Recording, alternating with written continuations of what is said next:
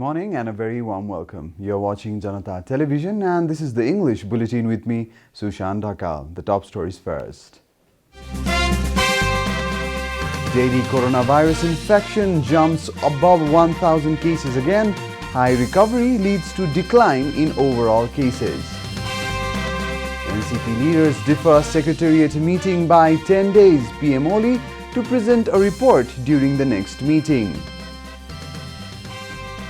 World Bank to provide financial assistance worth $350 million to Nepal.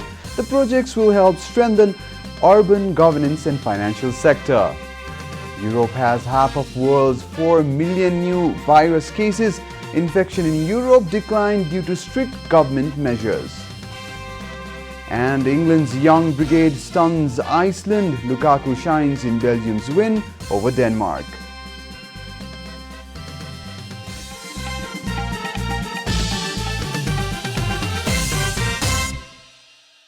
And now the news in detail.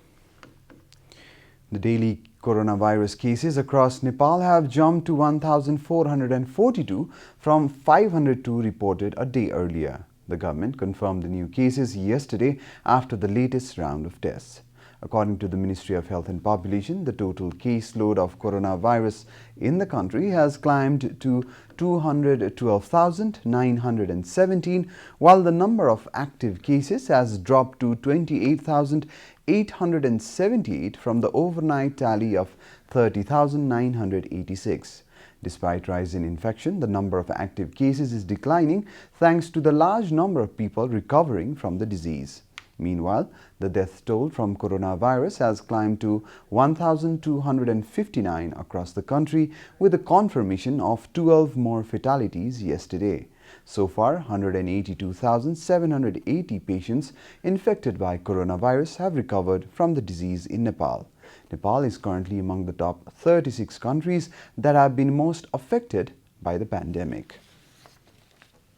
The medical staffers of Kathmandu-based Bir Hospital have been protesting since the last 1 month with various demands. Medical staffers of Bir Hospital have put demands such as timely release of COVID-19 remuneration, timely payment of monthly salary and permanent job, as well as other facilities on par with the permanent staffers. The health workers have accused the government of demoralizing the spirits of the medical staffers who have been attending coronavirus-infected patients round the clock. The protest began from October 19th last month and will continue until all the demands are met, informed Khubraj Acharya, Chief of Nepal Medical Association, Bir Hospital.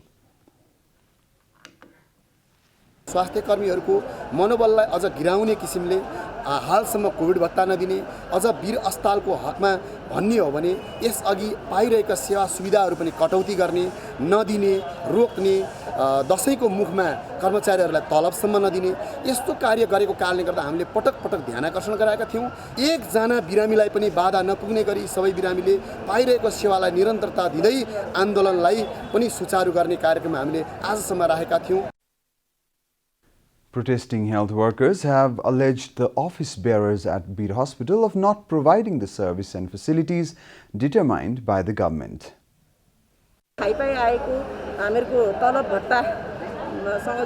Plus भएर आएको कुरो चाहिँ अहिलेका पदाधिकारीहरू अथवा मन्त्रालयबाट चाहिँ हामीलाई कटौती गरिदिएको भनेर हामीहरू यो धरनामा बसेका हौं।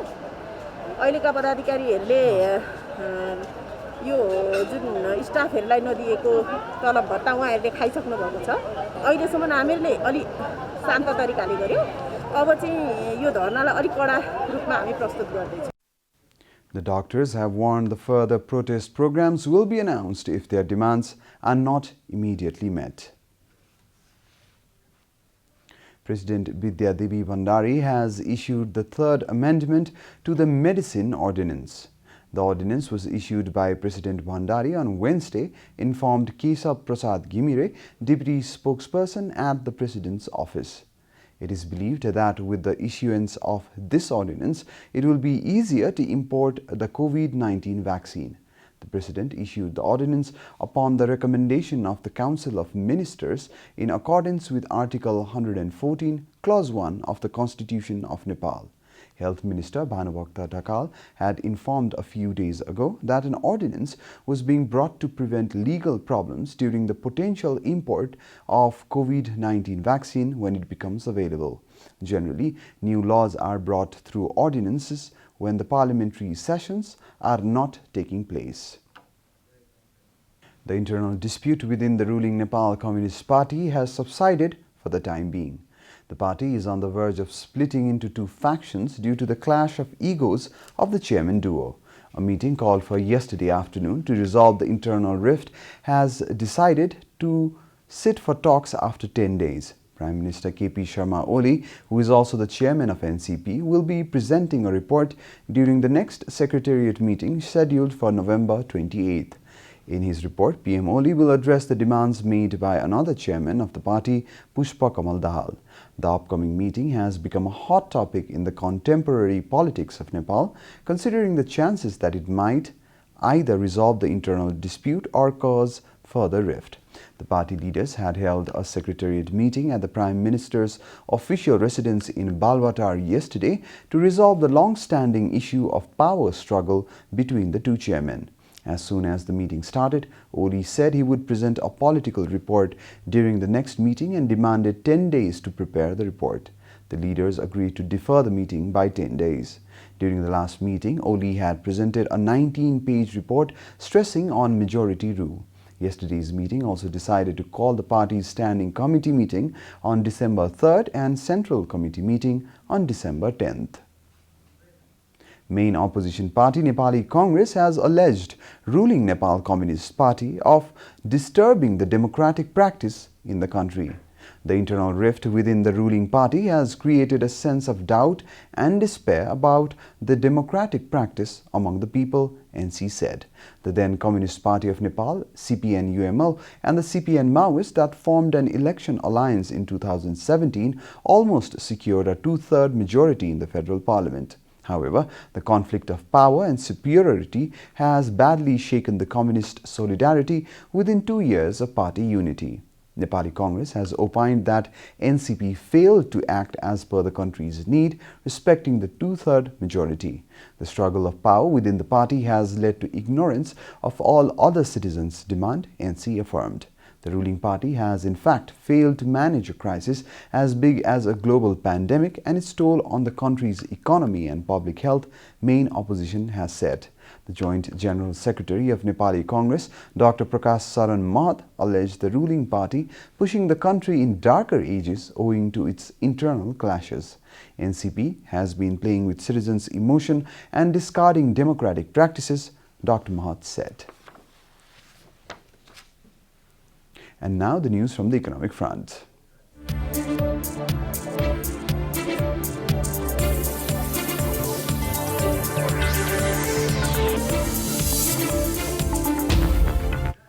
The government of Nepal yesterday signed 2 separate agreements with the World Bank to help strengthen urban governance and the financial sector in Nepal. The World Bank said it is providing the assistance for Nepal's COVID-19 resilience and recovery efforts. Finance Secretary Shishir Kumar Dungana and World Bank's Country Director for Maldives, Sri Lanka and Nepal, Faris Haddad Zervos, signed the agreements on behalf of their respective organizations. As per the agreement, the World Bank will be supporting Nepal for the Nepal Urban Governance and Infrastructure Project and the Finance for Growth Development Policy Credit.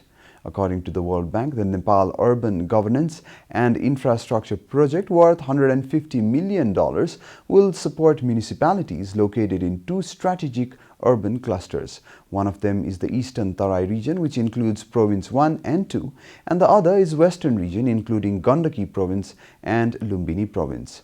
Similarly, the World Bank offered the $200 million Finance for Growth operation as a budgetary support. The Federation of Nepalese Chamber of Commerce and Industry has made public the list of voters for the first phase of election during the 54th Annual General Meeting. A list of 23 voters from Province Number 1 has been prepared for the districts and cities. Similarly, 13 from Province 2, 16 from Province 3, 13 from Province 4 and 22 from Province 5 will be able to cast their votes. Similarly, the list of 10 voters from Province 6 and 10 from Province 7 have also been made public, with the total voters tally reaching 107. Similarly, the list of 101 voters from the commodity associations has also been made public. A list of 923 associates has been made public, and the list of 12 founding members eligible to vote has also been made public. According to the Federation's election committee, only the names of organizations have been made public, while the renewal applications have been flowing in with the election dates coming closer. The Federation has requested all the voters to complete the work of reviewing the membership of the voters and nominating the representatives by the morning of November 26th. Welcome back, and now the international news.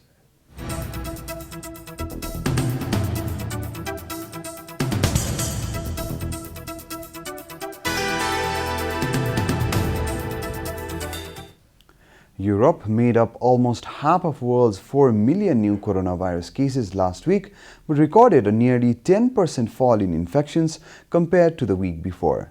According to the World Health Organization, the decline in infection is partly due to strict government lockdown measures. In the German capital of Berlin, violent clashes between those protesting coronavirus restrictions and police erupted Wednesday near the center of the city after protesters disregarded police advice to wear masks and social distance, AP reported. The latest weekly tally from the UN Health Agency found that the 54-nation European region continued to report most new cases worldwide at 46%. But the decline in cases followed the strengthening of public health and social measures in the region, AP further said. However, although new cases fell, the death toll rose substantially in Europe over the last week to more than 29,000 reported virus deaths. WHO said the Americas saw a 41% increase in new cases, suggesting that a higher weekly death toll could soon follow there. Southeast Asia was the only region that saw a drop in cases and deaths, WHO said in its report. The United States hit Iran with new sanctions yesterday, AP reported.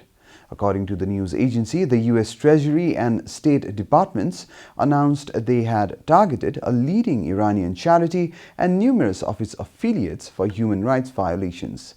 At the same time, U.S. Secretary of State Mike Pompeo released a statement arguing that the Trump administration's moves against Iran made the world safer and should not be reversed. The sanctions announced Wednesday target Iran's Mostazafan Foundation and roughly 160 of its subsidiaries, which are alleged to provide material support to Iran's supreme leader Ayatollah Ali Khamenei for malign activities, including the suppression of dissent.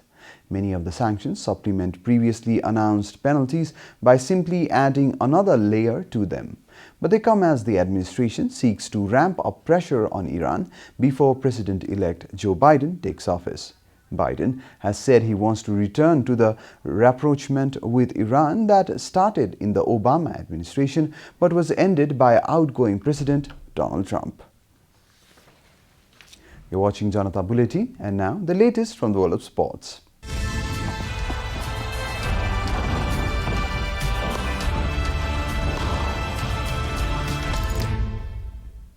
The English team, filled with young brigadiers led by Phil Foden, secured a comfortable win against Iceland at Wembley yesterday. Phil Foden, sent back home from Iceland on September, actually scored a double against the 10-man opponents. Visitor Bakir Manserveson was sent off in the 54th minute. Declan Rice and Mason Mount also scored to put England in control of their final Nations League fixture. England were unable to qualify for the competition's knockout phase following Sunday's defeat to Belgium, but the youngsters were intent on fencing it high, Sky Sports reported. Meanwhile, Romelu Lukaku scored twice as Belgium secured their place at the Nations League finals with victory over Denmark. Belgium's star-studded team beat Denmark with a scoreline of 4-2 to secure the victory. Leicester's Yuri Tielemans opened the scoring after just 3 minutes with a drilled finish. Jonas Wind headed in an equalizer, but Lukaku turned in Kevin De Bruyne's pass before heading home a third. A Nasser Chadli own goal reduced the deficit, but De Bruyne swept in a fourth for Belgium. The win has taken Belgium at the top of Group A2. You're watching Janata Bulletin, and now the latest from the world of sports. World number 1 Novak Djokovic, 33, was beaten for only the 4th time this year at the hands of Russian Daniil Medvedev. The Serbian hit 24 unforced errors and 5 double faults in a 6-3, 6-3 straight set loss to the 4th seed Medvedev in London. Djokovic can still qualify for the last 4 if he wins his final round-robin match against Alexander Zverev on Friday. Earlier, Zverev boosted his own hopes of qualification into the semis with a victory over Argentine Diego Schwartzman. The German 5th seed overcame a poor second set to claim a 6-3, 4-6, 6-4 win against the Argentine, who is now unable to reach the knockout stage after Medvedev's win. With the 2 group winners already decided after Dominic Thiem clinched Group London 2020 with victory over Nadal on Tuesday, there are 2 winner-takes-all matches to determine the remaining semi-finalist. Before Djokovic and Zverev meet on Friday, 20-time Grand Slam champions Nadal and defending champion Stefan Tsitsipas face each other on Thursday. We are at the end of Janata Bulletin and the headlines once again. Daily coronavirus infection jumps above 1,000 cases again. High recovery leads to decline in overall cases. NCP leaders defer Secretariat meeting by 10 days. PM Oli to present a report during the next meeting. World Bank to provide financial assistance worth $350 million to Nepal. The projects will help strengthen urban governance and financial sector. Europe has half of world's 4 million new virus cases. Infection in Europe declined due to strict government measures. And England's young brigade stuns Iceland. Lukaku shines in Belgium's win over Denmark.